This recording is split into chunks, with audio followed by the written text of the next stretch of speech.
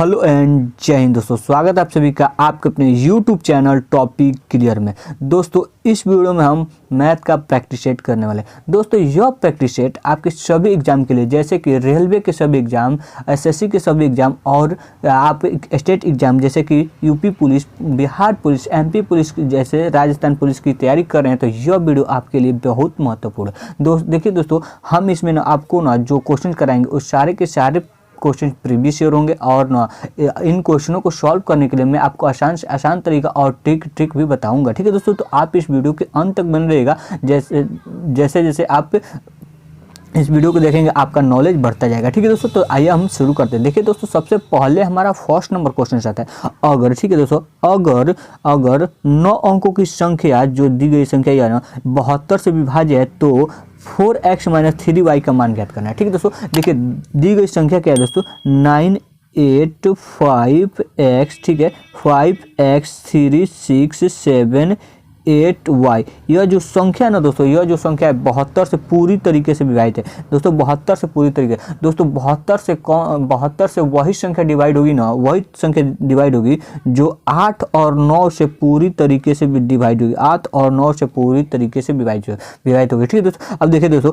आप सोच रहे हो कि मैं 8 और 9 ही क्यों लिया, क्योंकि दोस्तों 8 और 9 का गुणा करने पर हमें 72 मिल जाएगा। तो फिर कहेंगे दोस्तों आप 8 और 9 ही क्यों लिया, क्यों ना आप 12 और 6 लीजिए, क्यों नहीं आप 12 और 6 ले लीजिए। दोस्तों मैं आपको बता दूं 12 का डिविजिबिलिटी रूल हमें मालूम नहीं है और 6 का भी डिविजिबिलिटी रूल हमें उतना ज़्यादा नहीं मालूम है। ठीक है दोस्तों, लेकिन 8 और 9 का डिविजिबिलिटी रूल हमें आसानी से और खूब बढ़िया से हमें मालूम है। ठीक है दोस्तों, तो हम इसमें क्या करेंगे, सबसे पहले हम 8 का डिविजिबिलिटी रूल चेक करेंगे। 8 का डिविजिबिलिटी रूल कहता क्या है दोस्तों, 8 का डिविजिबिलिटी रूल कहता है कि संख्या कितना भी बड़ा क्यों ना हो, संख्या दोस्तों कितना भी क्यों ना बड़ा हो, संख्या कितना भी क्यों ना बड़ा हो, यदि संख्या के अंतिम 3 अंक 8 से डिवाइड है ना, 8 से डिवाइड है तो दी गई संख्या भी पूरी 8 से डिवाइड होगी। ठीक है दोस्तों, पूरी 8 से डिवाइड होगी। तो देखिए दोस्तों, इस क्वेश्चन में इस मतलब जो दी गई संख्या इसमें अंतिम 3 अंक क्या है दोस्तों,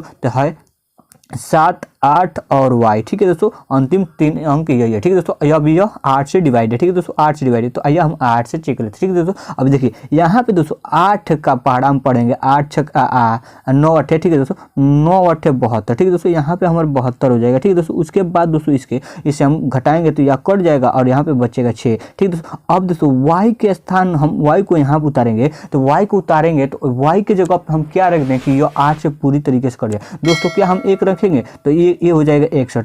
ठीक है दोस्तों, तो 1 रखेंगे तो 61। 8 के पढ़ा में 61 आता है, नहीं आता है तो हम क्या लिखेंगे दोस्तों, यहाँ पे लिखेंगे 2। तो 2 दिखेगा, 2 कटेगा, नहीं कटेगा तो 2 भी नहीं लिखे। 3 लिखेंगे, 3 नहीं लिखेंगे, 3 भी नहीं कट पाएगा। यहाँ पे 4 लिख रहे हैं दोस्तों, 4 तो देख रहे हैं कि जो दी गई संख्या यानी कि 64 बन गया और 8 के पहाड़ा में हमारा 64 आता है। ठीक है दोस्तों, यानी कि y के जगह पे हम 4 रख रहे हैं, y के जगह पे हम 4 रख रहे हैं तो यह जो अंतिम 3 अंक है ना तो पूरी तरीके से कट जा रहा है। ठीक है दोस्तों, अंतिम 3 अंक है ना जो पूरी तरीके से कट जा रहा है। ठीक है दोस्तों, यानी कि y का मान हमें क्या मिल गया है दोस्तों, y का मान हमें 4 मिल गया। ठीक है दोस्तों, y का मान क्या मिल गया है दोस्तों, 4 मिल गया, यानी 4 मिल गया। ठीक है, तो देखिए दोस्तों हमें y का मान 4 मिल गया। ठीक है दोस्तों, अब दोस्तों यहाँ पे देखिएगा, अब दोस्तों यहाँ पे y का मान हमें 4 मिल गया है। ठीक है दोस्तों, तो अब हम फिर से यहाँ पे दोस्तों अब यहाँ पे हमारा y का मान 4 रख देंगे तो ये हो जाएगा हमारा 4। ठीक है दोस्तों, अब हो गया। अब ठीक है दोस्तों, हम तो 8 से चेक कर लिए हैं तो दोस्तों 8 से चेक करने पे नहीं, हमें 9 से भी चेक करना पड़ेगा। क्यों दोस्तों, ये दी गई संख्या 72 से डिवाइड है तो 72 से डिवाइड तभी होगी जब 8 और 9 से दोनों से डिवाइड हो जाएगी, तभी हो जाएगी। ठीक है दोस्तों, तो देखिएगा 8 से चेक कर लिए दोस्तों, 8 से चेक करने पर हमें मिला है y का मान 4। ठीक है दोस्तों, अब हमें 9 से चेक करेंगे। 9 का डिविजिबिलिटी रूल यानी विभाज्यता रूल क्या कहता है दोस्तों, डिविजिबिलिटी यानी कि विभाज्यता रूल क्या कहता है दोस्तों कि संख्या कितना भी बड़ा क्यों ना हो, संख्या कितना भी बड़ा क्यों ना, यदि उन सभी उन सभी अंकों का योग, दी गई संख्या के सभी अंकों का योग यदि 9 से कट जा रहा है ना, तो दी गई संख्या भी 9 से कट जाएगा। ठीक है दोस्तों, दी गई संख्या भी 9 से कट जाएगी। ठीक है दोस्तों, अब देखिए यानी कि हम इसे आपस में जोड़ेंगे तो 9 8 17, 17 5 22, 22 3 हो गया आपका 25, 25 6 हो गया 31, 31 7 29, 29 8 आपका कितना हो गया दोस्तों, 29 8 आपका हो गया 46, 46 4 हो गया 50। ठीक है दोस्तों, 50। अब हम 50 अब बचा है केवल दोस्तों वाई। ठीक है दोस्तों, वाई प्लस वाई। ठीक है, सॉरी दोस्तों एक्स बचा है। ठीक है दोस्तों, अब इसे हम 9 से पूरी तरीके से डिवाइड करना चाहते हैं। ठीक है दोस्तों, इसे हम पूरी तरीके से 9 से डिवाइड करना चाहते हैं। दोस्तों ये बताइएगा 50 यानी 50 में हम क्या जोड़ दें, 50 में हम क्या जोड़ दें कि दी गई संख्या ना, मतलब जो संख्या आए वो 9 से पूरी तरीके से विभाजित हो। दोस्तों हम y के जगह पे 4 रख, सॉरी दोस्तों x की जगह पे हम 4 रखते हैं, x की जगह पे हम 4 रख दें। ठीक है दोस्तों, तो कितना हो जाएगा दोस्तों, 54 हो जाएगा। ठीक है दोस्तों, 54 हो जाएगा, 54 यानी कि x की जगह पे हम 4 रखे हैं तो यह दी गई संख्या ना पूरी तरीके से कट जाने की, यानी कि 6 बार हम कटा। लेकिन हमें तो इससे मतलब है, यानी कि वो x की जगह पे हमें क्या मिला है, तो x की जगह पे भी दोस्तों हमें क्या मिला है दोस्तों, 4 मिला है। ठीक है दोस्तों, x की जगह पे हमें 4 मिला है, यानी कि x का मान 4 हो गया दोस्तों और y का मान 4 हो गया। ठीक है दोस्तों, तो आप इस तरीके से निकाल सकते हैं। आप देखिएगा अब हमारे पास क्वेश्चन का आंसर आ गया। ठीक है दोस्तों, क्वेश्चन का आंसर क्या है, हमें पूछ रहा है ना 4x। ठीक है दोस्तों, 4x माइनस 3y का मान पूछ रहा है, तो 4 इंटू y का मान कितना है दोस्तों, 4 है, यानी कि हम इससे गुणा करेंगे दोस्तों, इसे गुणा करेंगे, x का मान 4 रखे तो ये हो जाएगा 16 माइनस 3 इंटू y का मान भी 4 है, तो 4 में हम 3 से गुणा करेंगे तो 12 हो जाएगा। इसे हम घटाएंगे दोस्तों तो क्या मिलेगा दोस्तों, 16 में से 12 घटाएंगे तो 4 हो जाएगा। देखिएगा दोस्तों, आपको किसी ऑप्शन में 4 दिखाई दे रहा है तो बिल्कुल दिखाई दे रहा है, ऑप्शन नंबर बी हमारा 4 दिखाई दे रहा है, यानी कि दी गई क्वेश्चन का आंसर हमारा 4 मिल गया और ऑप्शन जो है बी हो जाएगा। ठीक है दोस्तों, इस क्वेश्चन का right answer option number B हो जाएगा। ठीक है दोस्तों, आशा करता हूँ कि आपको हमारे द्वारा बताए गए तरीका आपको समझ में आएगा। दोस्तों मैं जानता हूँ आपको अगर पहली बार ये देख रहे हैं तो आपको समझ में नहीं आएगा, लेकिन आप हमारे साथ बने रहिए ना दोस्तों, मैं आपको आशा दिलाता हूँ कि आप मैथ में एक्सपर्ट हो जाएंगे। ठीक है दोस्तों, चलिए दोस्तों अगले क्वेश्चन पे चलते हैं। ठीक है दोस्तों, अगले क्वेश्चन बहुत लाजवाब क्वेश्चन है और ये क्वेश्चन हमेशा आपको मतलब एसएससी के एग्जाम में देखने को मिलते हैं। ठीक है दोस्तों, मैं आपको इसके ट्रिक बताऊंगा, लेकिन दोस्तों आप पढ़े होंगे, आप बहुत मतलब फॉर्मूले रट कर पढ़ेंगे, लेकिन मैं आपको दोस्तों ट्रिक बताऊंगा ना जिसके माध्यम से आपने इस क्वेश्चन को ना केवल ना 30 से 40 सेकंड के अंदर कर सकते हैं। ठीक है दोस्तों, देखिए दोस्तों यहाँ पे दोस्तों क्या बोला, यहाँ पे देखिएगा कोई दुकानदार है, ठीक है, अपने क्रय मूल्य से ना कोई क्रय मूल्य से 40% अधिक ना अपने माल को अंकित करता है, यानी कि कोई वस्तु ना किसी वस्तु पर ना कोई दुकानदार अपने वस्तु को खरीद के लाता है और उससे ना खरीदे गई वस्तु के दाम से ना 40% अधिक दाम उस पर लिख देता है। ठीक है दोस्तों, और उसे बेचता है ना तो वह ना जो लिखा है उस पर ना फिर से 25% के छूट कर देता है। ठीक है दोस्तों, फिर से 25% के छूट करता है, तो क्वेश्चन पूछ रहा है ना उसका लाभ हुआ कि हानि हुआ। ठीक है दोस्तों, यहाँ पे देखिएगा 40%। ठीक है दोस्तों, 40% क्या करता है दोस्तों, 40% वो क्या करता है, बढ़ा देता है। ठीक है दोस्तों, और यहाँ पे फिर एक बार क्या करता है, 25% घटा देता है। ठीक है दोस्तों, इसमें हम इस प्रकार से ठीक है लिखेंगे। ठीक है दोस्तों, यहाँ पे देखिए 40% फ्रैक्शन में, यानी कि भिन्न में क्या होता है दोस्तों, भिन्न में आप देखे होंगे, मतलब आप जानते होंगे भिन्न में हम कैसे बदलते हैं। भिन्न में बदलने के दोस्तों यहाँ पे प्रतिशत आएंगे तो नीचे 100 आ जाएगा। ठीक है दोस्तों, 100 हो जाएगा तो यह हो जाएगा हमारा 40/100। इससे हम दोस्तों काटेंगे तो ये हो जाएगा 0 से 0 कट जाएगा, 2 से कट जाएगा, 2 दूना 4, यह हो जाएगा 5, यानी कि जो 40 का जो फ्रैक्शन वैल्यू होता है, यानी कि भिन्न होता है ना 2/5 होता है, तो हम इसे इस प्रकार से लिख सकते हैं। ठीक है दोस्तों, इसे हम इस प्रकार से लिख सकते हैं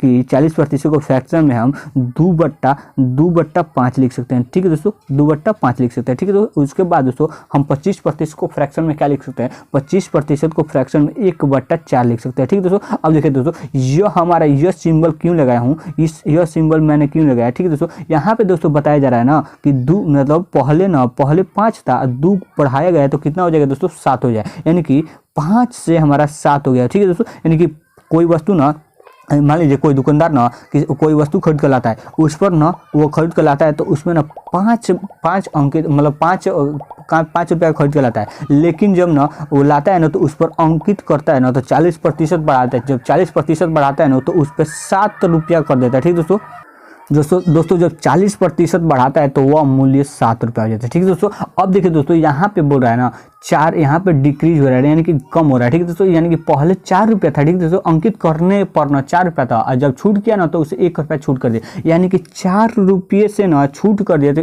3 रुपया। ठीक है दोस्तों अब हम इससे गुणा करेंगे, इससे इन दोनों को गुणा करेंगे तो हमें मिलेगा क्रैमोल, ठीक है दोस्तों। और इन दोनों को गुणा करेंगे तो हमें मिलेगा बिक्रैमोल, ठीक है दोस्तों। तो देखिए 5 और 3 को गुणा करेंगे तो दोस्तों हमें क्या मिल रहा है, 5 और 4 को गुणा करेंगे तो हमें मिलेगा 20, ठीक है दोस्तों। और 7 और 3 को गुणा करेंगे तो हमें मिलेगा 21, ठीक है दोस्तों। अब दोस्तों यह देखिएगा, आप बताइए कोई वस्तु को 20 रुपये में खरीदा गया और 21 रुपये में बेच दिया गया तो क्या मिला दोस्तों, हमें क्या मिला, प्रॉफिट हुआ, यानी कि लाभ हुआ। लाभ हुआ ना दोस्तों, लाभ कितना का हुआ दोस्तों, 1 रुपये की लाभ हुआ, ठीक है दोस्तों। अब देखिए प्रॉफिट प्रतिशत हमें पूछा गया, प्रतिशत में पूछा गया तो हम प्रतिशत में निकालने के लिए दोस्तों क्या करते हैं, नीचे हमेशा हमें क्या रहता है, क्रय मूल्य रहता है। क्रय मूल्य दोस्तों कितना है, 20 है, ठीक है दोस्तों, 20 है। और हमें और प्रतिशत यहाँ पे दोस्तों अगर प्रॉफिट कितना हुआ दोस्तों, 1 हुआ है, तो प्रॉफिट हमें यहाँ पे 1 लिख देंगे, ठीक है दोस्तों। अब इसे हम परसेंटेज में बदलना चाहते हैं तो प्रतिशत में निकालने के लिए हमें 100 से गुणा करना पड़ेगा। जो कट रहा है उसे हम काट देंगे, देखिए दोस्तों कट रहा है 20, 25, 100, ठीक है दोस्तों। अब 5 का गुणा हम x में करेंगे दोस्तों, कितना हो जाएगा, 5%, ठीक है दोस्तों, 5%, ठीक है दोस्तों, 5%। देखिएगा आपको किस ऑप्शन में 5 दिखाई दे रही है, 5%। देखिए दोस्तों यहाँ पे आपको ना 5% लॉस यानी कि 5% की हानि हुई, ठीक है दोस्तों। लेकिन हमें तो यहाँ पे प्रॉफिट हुआ है, देखिएगा यहाँ पे 1 का प्रॉफिट यानी कि 5% का प्रॉफिट हुआ है। देखिए 5% प्रॉफिट आपका यहाँ पे है, ठीक है दोस्तों, यानी कि गेन हुआ है यहाँ पे है। तो यहाँ यह दी गई क्वेश्चन ऑप्शन जो है गलत हो जाएगा, केवल यही ऑप्शन सही हो जाएगा, ठीक है दोस्तों। इस क्वेश्चन का राइट आंसर 5% हो जाएगा लाभ, ठीक है दोस्तों, इस क्वेश्चन का राइट आंसर हो जाएगा। चलिए दोस्तों अगले क्वेश्चन पे चलते हैं। देखिए यह दोस्तों यह क्वेश्चन बहुत ही आसान क्वेश्चन है, ठीक है। आपको कुछ नहीं करना होगा, केवल ए और बी का मान रख में इसमें और इसको कर देना है, ठीक है दोस्तों। ये का मान दोस्तों कितना है, 5 है, और बी का मान कितना है दोस्तों, 3 है। तो ठीक है, ए का मान हम इसमें 5 रखेंगे दोस्तों, कितना हो जाएगा, 8 × 5 = 40, ठीक है दोस्तों, 40 हो जाएगा। और फिर इसमें दोस्तों हम माइनस करेंगे, और फिर बी का मान हम 3 रखेंगे दोस्तों, कितना हो जाएगा, 5 का गुणा हम 3 में करेंगे तो कितना हो जाएगा दोस्तों, 5 × 15, ठीक है दोस्तों, 5 × 15। अब दोस्तों इसको हम यही मान एक बार प्लस हो गया, ठीक है दोस्तों। तो हम क्या करेंगे दोस्तों, यह अनुपात में है तो अनुपात लिख देंगे। और देखिए 8 यानी कि 40 + 15, ठीक है दोस्तों, 40 + 15, ठीक है दोस्तों, 40 + 15 हो गया दोस्तों। ऐसे हम जोड़े घटाएंगे तो कितना हो जाएगा दोस्तों, 25 हो जाएगा 40 में से, और इसको हम जोड़ेंगे तो दोस्तों कितना हो जाएगा, 55 होगा। अब जो कट रहा है दोस्तों काट देंगे, कटेगा दोस्तों किस प्रकार से, देखिए 5 × 5 = 25 और 11 × 25 कितना हो जाएगा दोस्तों, 55। देखिए दोस्तों 5:11 आपको कुछ ऑप्शन में दिखाई दे रहा है, 5:11 आपको ऑप्शन नंबर डी में दिखाई दे रहा है, ठीक दोस्तों। ये यानी कि इसको दी गई क्वेश्चन का right answer option number D हो जाएगा, ठीक दोस्तों। आशा करता हूँ आपको यह क्वेश्चन समझ में आएगा दोस्तों। क्वेश्चन समझ में आएगा तो वीडियो को लाइक कर दीजिए, ठीक है दोस्तों। अगले क्वेश्चन क्यों चलते देखिएगा दोस्तों। अब देखिए यह क्वेश्चन सही दोस्तों, यह क्वेश्चन बहुत लाजवाब क्वेश्चन है। मैं आपको इस क्वेश्चन को सॉल्व करने के लिए आपको एक शॉर्ट ट्रिक भी बताऊंगा, जिसके सहायता से ना आप इस क्वेश्चन को न केवल 20 सेकंड के अंदर आप इस क्वेश्चन को 20 सेकंड के अंदर कर सकते हैं, ठीक दोस्तों। 20 सेकंड के अंदर इस क्वेश्चन को कर सकते हैं, ठीक दोस्तों। देखिएगा ये देखिए एक ट्रेन है, ठीक है दोस्तों।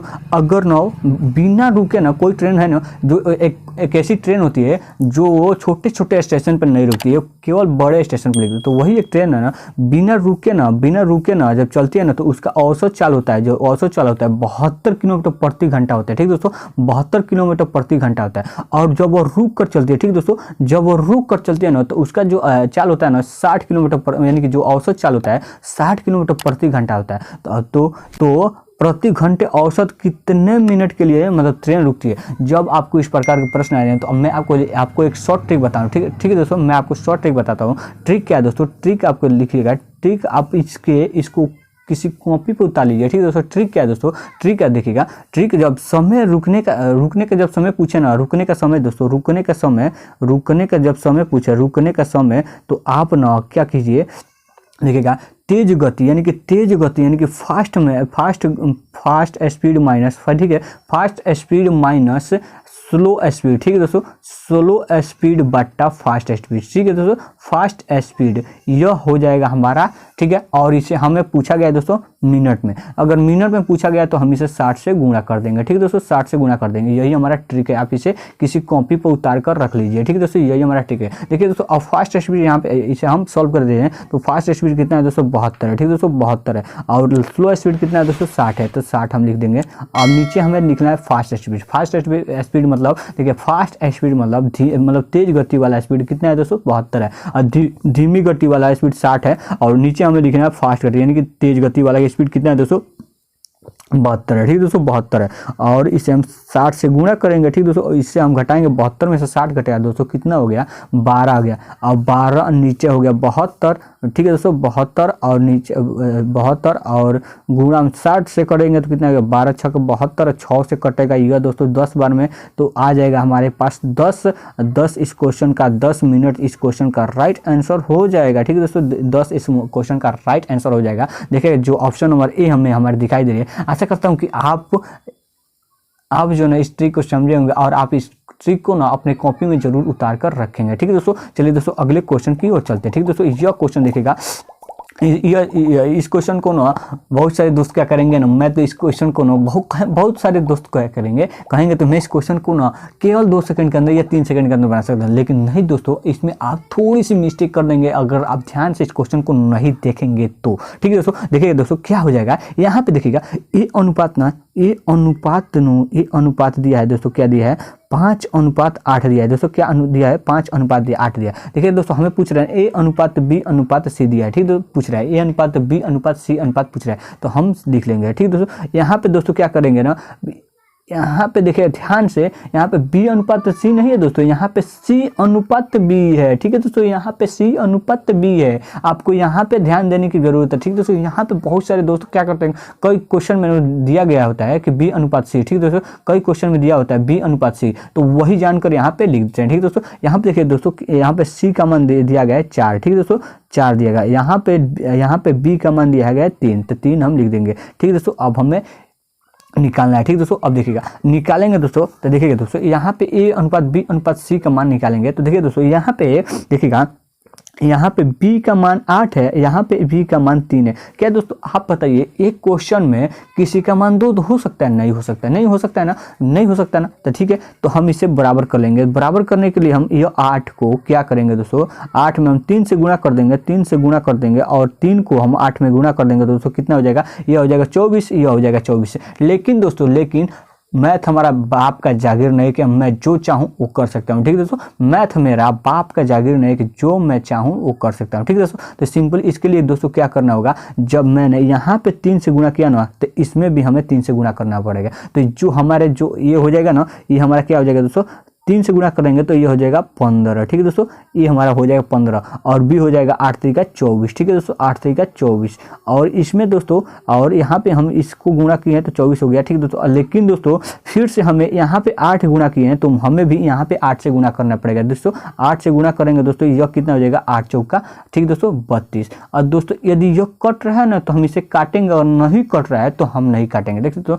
15:24:32 आपको किस ऑप्शन में दिखाई दे रहा है, ये देखिएगा देखिएगा 15:24:22, यह जो आपको दिखाई दे रहा है, ठीक है दोस्तों। यानी कि इस क्वेश्चन का right answer option number B हो जाएगा, ठीक है दोस्तों। अगले क्वेश्चन की ओर चलते हैं। अगला क्वेश्चन है दोस्तों, यह क्वेश्चन आपके लिए बहुत लाजवाब क्वेश्चन है, ठीक है दोस्तों, बहुत लाजवाब क्वेश्चन है। और इस क्वेश्चन को बनाने के लिए बहुत सारे दोस्त ना फॉर्मूले रटने लगते हैं, लेकिन दोस्तों मैं आपको इस क्वेश्चन को ना इस तरीके से बताऊंगा ना कि आप इस क्वेश्चन को कभी भूल भी नहीं पाएंगे, और आप बिना फॉर्मूले के भी इस क्वेश्चन को आंसर दे सकते हैं, ठीक है दोस्तों। जो भी आपको देखिएगा क्वेश्चन मैं आपको सबसे पहले पढ़ के बता देता हूँ। क्वेश्चन क्या कर रहा है, 2 वर्षों के लिए 8% वर्ष के दर से ₹100 पर चक्रवृद्धि ब्याज का और साधारण ब्याज के बीच का अंतर ना क्या दोस्तों 48 है। तो मूल्य यानी कि हमें मूलधन ज्ञात करना है, ठीक दोस्तों, मूलधन ज्ञात करना है, ठीक दोस्तों, मूलधन हमें ज्ञात करना है, ठीक है दोस्तों, मूलधन ज्ञात करना है, ठीक है दोस्तों। अब देखिए दोस्तों, जब भी आपको ना चक्रवृद्धि ब्याज और साधारण ब्याज का अंतर पूछे तो आपको ना सिंपली अगर 2 वर्ष के लिए, केवल 2 वर्ष के लिए, ठीक है दोस्तों, मैं आपको केवल 2 वर्ष के लिए बता लूँ, ठीक है, ध्यान से सुनिएगा, केवल 2 वर्ष के लिए अगर चक्रवृद्धि ब्याज और ब्याज और साधारण ब्याज का अंतर पूछे तो आपको सिंपली क्या करना होगा, दी गई प्रतिशत का स्क्वायर कीजिए, दी गई प्रतिशत का स्क्वायर कीजिए और नीचे 100 से भाग दीजिए। दी गई प्रतिशत क्या है दोस्तों 8 है, 8 का स्क्वायर करेंगे दोस्तों, 8 का स्क्वायर करेंगे तो कितना हो जाएगा दोस्तों, 8 का स्क्वायर करेंगे दोस्तों कितना हो जाएगा 64 हो जाएगा। और 64 में हम 100 से भाग दे देंगे, यानी कि 64 में 100 से भाग देंगे तो क्या हो जाएगा दोस्तों 0.64, ठीक है दोस्तों 64। यही हमारा क्या हो जाएगा चक्रवृद्धि ब्याज और साधारण ब्याज का अंतर है, ठीक है दोस्तों। चक्रवृद्धि ब्याज और साधारण ब्याज का अंतर है दोस्तों। यह कितना में दोस्तों, ठीक है, चक्रवृद्धि ब्याज और साधारण ब्याज का अंतर होता है। लेकिन दोस्तों यहाँ पे देखिएगा चक्रवृद्धि ब्याज और साधारण ब्याज का अंतर ना 48 है, ठीक है दोस्तों, 48 है। कितना है दोस्तों, 48 है। इससे कितना गुना ज़्यादा है दोस्तों, इससे कितना गुना ज़्यादा है, 75 गुना ज़्यादा, ठीक है दोस्तों, 75 गुना ज़्यादा है। इससे कितना गुना ज़्यादा है दोस्तों, 0.64 से कितना गुना ज़्यादा है, 75 गुना ज़्यादा, ये 48 है, ठीक है दोस्तों। ठीक है दोस्तों, आप क्या करेंगे दोस्तों, हमें ना, आप जानते होंगे कोई भी संख्या मतलब कोई भी धन हमेशा 100% होती है, ठीक है दोस्तों, कोई भी धन हमेशा 100% होती है, ठीक है दोस्तों, जब तक, ठीक है, यानी कि तो हमारा जो मूल हो जाएगा, यानी कि हमारा जो मूलधन होगा दोस्तों हमेशा 100% होगा, तो इस 100% का हमें वैल्यू मिल जाएगा, ठीक है दोस्तों। 100% का वैल्यू यानी कि 1% का मान हमारा 75 है, तो 100% का मान कितना हो जाएगा दोस्तों, 7500 हो जाएगा, ठीक है दोस्तों, 7500। इसे हम सॉल्व करेंगे तो हो जाएगा 7500, ठीक है दोस्तों ये आपको समझ में नहीं आएगा, ठीक है दोस्तों। ठीक है दोस्तों, यहाँ पे आपको समझ में नहीं आ रहा होगा, लेकिन दोस्तों मैं आपको ना कभी ना मतलब कुछ दिनों बाद में ना मैं आपको चैप्टर वाइज कराऊंगा, तो आपको थोड़ी समझ में आ जाएगी, ठीक है दोस्तों। देखिए आपको 7500 इस क्वेश्चन में दिखाई दे रहा है, इस ऑप्शन में कोई दिखाई दे रहा है, बिल्कुल दिखाई दे रहा है, जो ऑप्शन नंबर बी है, ठीक है, यानी इस क्वेश्चन का right answer option number B हो जाएगा, ठीक है दोस्तों। अगले क्वेश्चन पे चलते हैं। देखिए दोस्तों अपनी ना, देखिएगा एक व्यक्ति है, ठीक है दोस्तों, अपनी गति के ना, ठीक है, अपनी गति के 3/5 पर ना 3/5 पर चलते हुए एक व्यक्ति अपने कार्यालय में सामान्य समय से 20 मिनट देरी से पहुंचता है, तो मिनटों में ना उसका सामान्य समय क्या होगा, ठीक है दोस्तों। जब भी आपको इस प्रकार के समय क्वेश्चन मिल जाए ना दोस्तों, और आपको समय जो दूरी है ना, दूरी अगर समान दिया जाए ना, दूरी समान दिया जाए, तो मैं आपके लिए एक शॉर्ट ट्रिक बताता हूँ, ठीक है दोस्तों। देखिए दोस्तों कोई व्यक्ति है, ठीक है दोस्तों, 3/5 ना अपना मतलब ना पहले ना 3 चलता था, ठीक है दोस्तों, पहले 3 चलता, अब क्या चल, सॉरी दोस्तों, सॉरी थोड़ा सा दिमाग इधर चल गया, ठीक है दोस्तों। यहाँ पे देखिएगा पहले 5 चलता था, लेकिन जब अपना स्पीड कम कर दिया ना, तो वह 3 चलने लगा, जिसके कारण ना उसे कार्यालय जाने में ना 20 मिनट की देरी होने लगी, ठीक दोस्तों। तो वही पूछ रहा है कि उसके जब यह 5 चलता है ना, तो उसका सामान्य समय क्या हो जाएगा, ठीक दोस्तों। उसका सामान्य, जब वो 5 चलता है तो उसका सामान्य समय क्या हो जाएगा, ठीक दोस्तों। यहाँ पे देखिएगा स्पीड दिया गया है, स्पीड है ना, स्पीड क्या है दोस्तों, 5 से ना 3 हो गया, ठीक दोस्तों, 5 से 3 हो गया, ठीक है दोस्तों। तो देखिए आप तो जानते हैं, मैं आपको अगर नहीं जानते हैं तो मैं आपको बता दूं, स्पीड जो होता है ना, स्पीड वो टाइम के ना व्युत्क्रमानुपाती होता है, ठीक दोस्तों, व्युत्क्रमानुपाती होता है, ठीक दोस्तों। यानी कि 5 का एक जो स्पीड है दोस्तों, स्पीड है ना, यदि हम स्पीड 1 को इतना लिखेंगे तो यह और यानी कि व्युत्क्रमानुपाती होता है, तो यह हो जाएगा यहाँ पे, यह हो जाएगा यहाँ पे, 3 हो जाएगा यहाँ पे, 5 हो जाएगा, यानी कि यह जो हो जाएगा हमें टाइम हो जाएगा, ठीक है दोस्तों, यहाँ पे हो जाएगा टाइम। लेकिन दोस्तों यहाँ पे देखिएगा, पहले देखिएगा मैं आपको फिर से एक बार समझाता हूँ। पहले जब 5 के स्पीड से चलता था ना, तो वह 3 मिनट में पहुंच जाता था, ठीक दोस्तों, 3 मिनट में पहुंच जाता था। लेकिन अब ना जब 3 के स्पीड से चल रहा है ना, तो वो 5 मिनट में पहुंच रहा है। देखिए दोस्तों यहाँ से कितने उसका मतलब ज़्यादा समय लग रहा है, देखिएगा कितना ज़्यादा समय रहा है, तो 2 मिनट का समय ज़्यादा लग रहा है, ठीक है दोस्तों, 2 मिनट का समय ज़्यादा लग रहा है। लेकिन क्वेश्चन बोल रहा है ना दोस्तों, क्वेश्चन बोल रहा है कि 20 मिनट का ज़्यादा समय लगा। कितना दोस्तों, 20 मिनट का ज़्यादा समय लग रहा है। इससे कितना गुना ज़्यादा दोस्तों, इससे 10 गुना ज़्यादा। तो ठीक उसी प्रकार यहाँ पे जो पहले समय लगा करता था, मतलब 3 न होकर यहाँ से 10 गुना ज़्यादा लगा करता था, यानी कि इससे कितना गुना ज़्यादा दोस्तों, इससे 10 गुना ज़्यादा, यानी कि 30 मिनट समय लगा करता था पहले, ठीक है दोस्तों, पहले 30 मिनट लगा करता था, ठीक है दोस्तों। अब कितना लग रहा है दोस्तों, अब इससे 10 गुना ज़्यादा, यानी कि 10 है तो यानी कि 50, ठीक है दोस्तों। अब देखिएगा यहाँ पे 50, यानी कि जब 5 के स्पीड से चलता था तो उसे 30 मिनट लगते थे, अब ना 3 के स्पीड से चल रहा है तो उसे 50 मिनट लगते हैं, ठीक है दोस्तों, 50 मिनट लगते हैं। यहाँ पे देखिएगा आपको 20 मिनट का अंतर दिखाई दे, 30 और 20 का, यानी कि यह जो क्वेश्चन है बिल्कुल सही है, और ये जो हम क्वेश्चन का आंसर भी निकाले बिल्कुल सही है, ठीक है। यानी कि इस क्वेश्चन का राइट आंसर ऑप्शन नंबर यह जो है पहले का स्पीड है या बाद का स्पीड है, ठीक है दोस्तों, यानी कि चाल कम करने के बाद का स्पीड है या चाल पर, सॉरी दोस्तों, यहाँ चाल कम करने का स्पीड है, ठीक है दोस्तों, या और ये चाल जब बढ़ा हुआ था, मतलब पहले जो सामान्य गति से चलता था वह ये स्पीड है। ठीक है दोस्तों, यानी कि इस क्वेश्चन का right answer option number C हो जाएगा। ठीक है दोस्तों, अगले क्वेश्चन पे चलते हैं।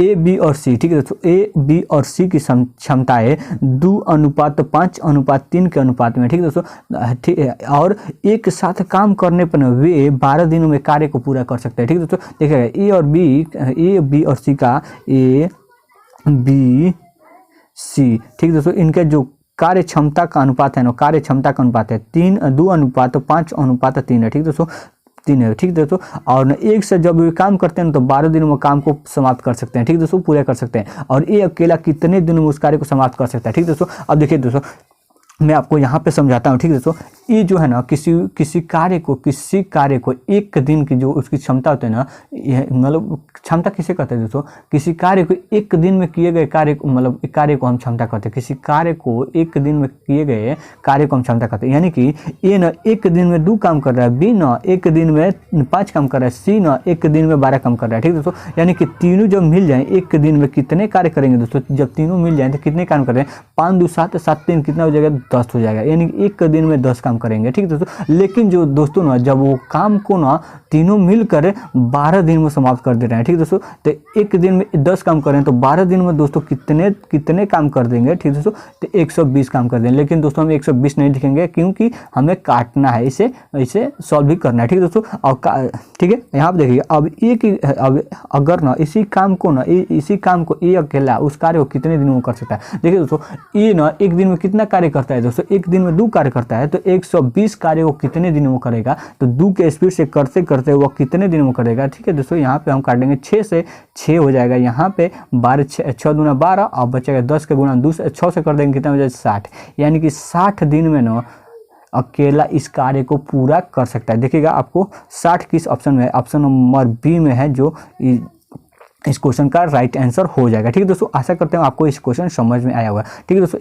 ये देखिए दोस्तों, यह क्वेश्चन ना बहुत लाजवाब क्वेश्चन है। ठीक है दोस्तों, और इस क्वेश्चन में ना मैं आपको एक ट्रिक बता रहा हूँ। ठीक है दोस्तों, ट्रिक बताऊंगा और आपको बेसिक मेथड्स भी बताऊंगा जिसके माध्यम से आप इस क्वेश्चन को सॉल्व कर सकते हैं। ठीक है दोस्तों, यहाँ पे देखिएगा, जब क्वेश्चन बता रहे हैं ना, जब पूर्णांक n को 8 से विभाजित किया जाता है ना तो शेष न 3 बचता है। ठीक है, तो शेष 3 होता है। ठीक है दोस्तों, तो 6n-1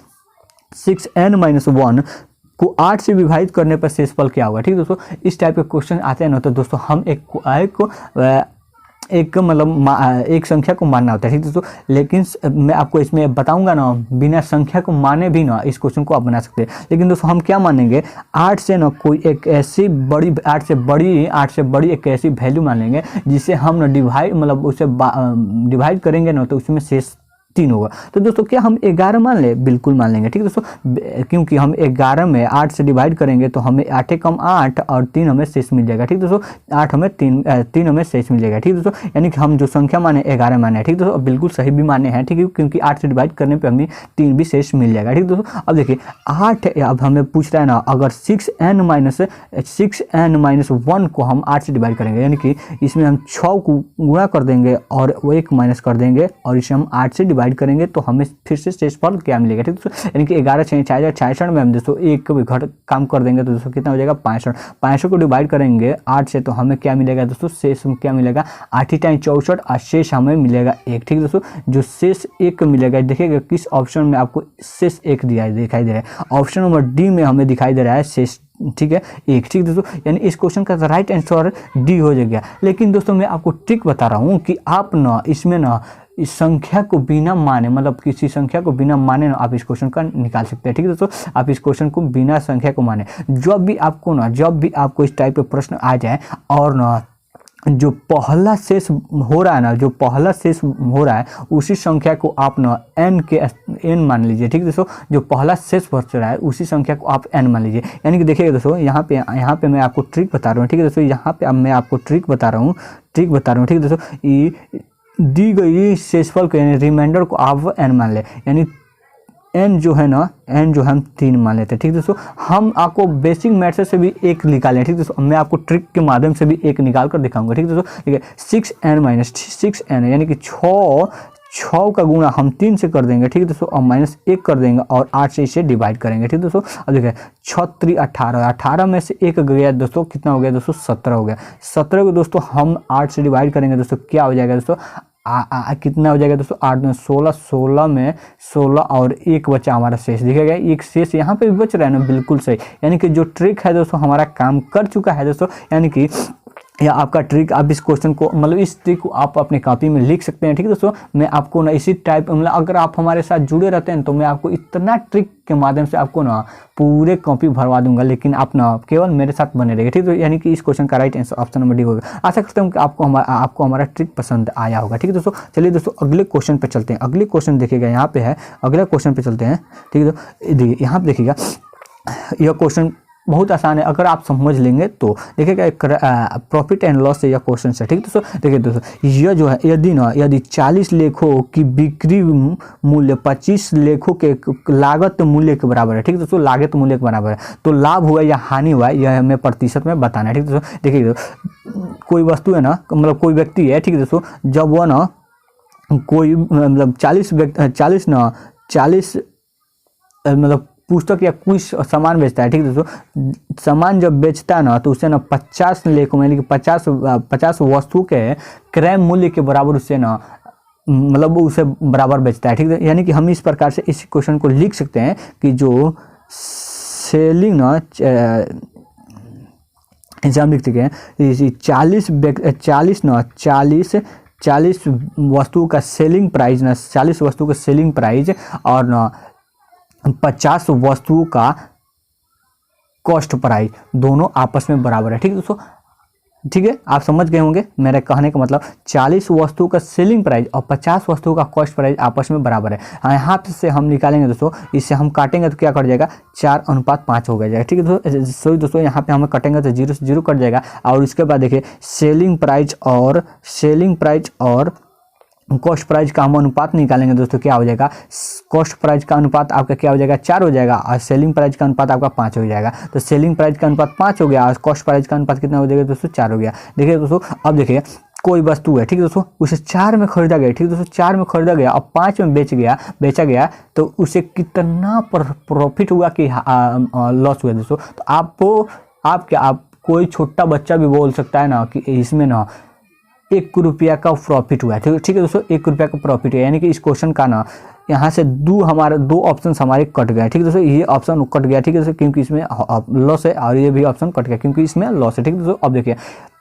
अब 2 ऑप्शंस बच जाए, ठीक है दोस्तों। अब देखिए यानी हम इसे प्रॉफिट परसेंट निकालना चाहते हैं, तो हमें सबसे पहले क्या करना होता है, नीचे में ना यानी कि हर में आपको क्या करना होगा, क्रय मूल्य लिखना होगा। क्रय मूल्य दोस्तों कितना है, 4 है, 4 लिख देंगे। और ऊपर ना हम क्या लिखेंगे, प्रॉफिट लिखेंगे। प्रॉफिट कितना है दोस्तों, 1 है, तो 1 हम लिख देंगे। उसे हम परसेंटेज निकालने के लिए 100 से गुणा करते हैं, 100 से गुणा कर देंगे। इसे देखिए 100 काटेंगे तो कितना हो जाएगा दोस्तों, 25 चौका 100, यानी कि हमें जो आएगा 25% का लाभ होगा, ठीक है दोस्तों। 25% आपको कहाँ पे दिखाई दे रहा है दोस्तों, यहाँ पे 25% गेन दिखाई दे रहा है, यानी कि लाभ दिखाई दे रहा है। यानी इस क्वेश्चन का राइट आंसर ऑप्शन डी हो जाएगा, ठीक है दोस्तों। चलिए आगे चलते हैं। अगला क्वेश्चन से देखिएगा, किसी संख्या को 38 से विभाजित करने पर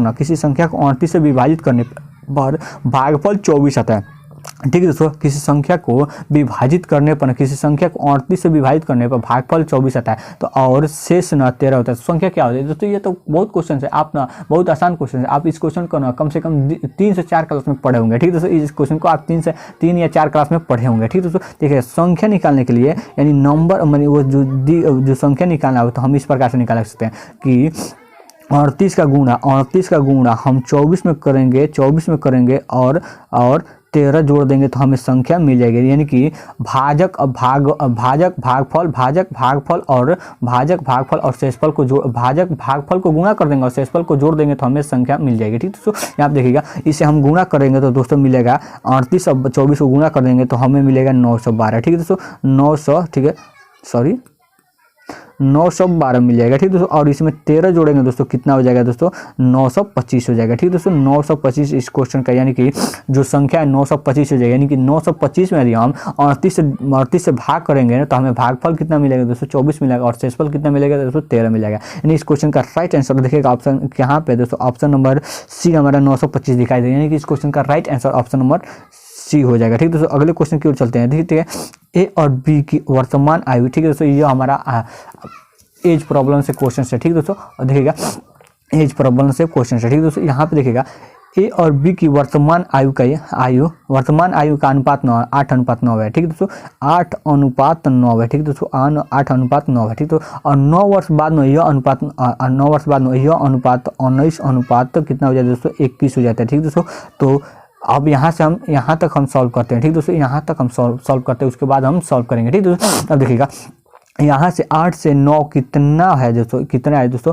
8 से 9 तक जाने में हमें 8 से 19 तक जाने में हमें 11 बार जाना होगा। ठीक है दोस्तों, 11 जाना। 9 से 21 जाने के लिए हमें क्या होगा दोस्तों, 12 बार जाना होगा। ठीक है दोस्तों, लेकिन दोस्तों यहाँ पे क्वेश्चन बोल रहा है ना 9 वर्ष बाद, यानी कि 9 वर्ष बाद। देखिए दोस्तों, यहाँ पे 9 वर्ष, यहाँ पे 9 वर्ष दिखाई दे रहा नहीं, यहाँ से तो सेम भी नहीं है, बल्कि सेम भी नहीं है। सेम होता तो हम कुछ कर लेते हैं। ठीक है दोस्तों, अब सेम बनाने के लिए हमें दोस्तों क्या करना होगा, सेम बनाने के लिए दोस्तों हमें क्या करना होगा। ठीक है, सेम बनाने के लिए दोस्तों क्या करना होगा, सेम करने के लिए दोस्तों क्या करना होगा, सेम बनाने के लिए। ठीक है दोस्तों, सेम करने के लिए हमें क्या करना होगा दोस्तों, मैं आपको बता रहा हूँ। ठीक है, सेम करने के लिए इनके बीच का अंतर देखिए कितना है दोस्तों, 8 और 9 के बीच का अंतर 1 है। 19 और 21 का अंतर कितना है दोस्तों, ये 2 है।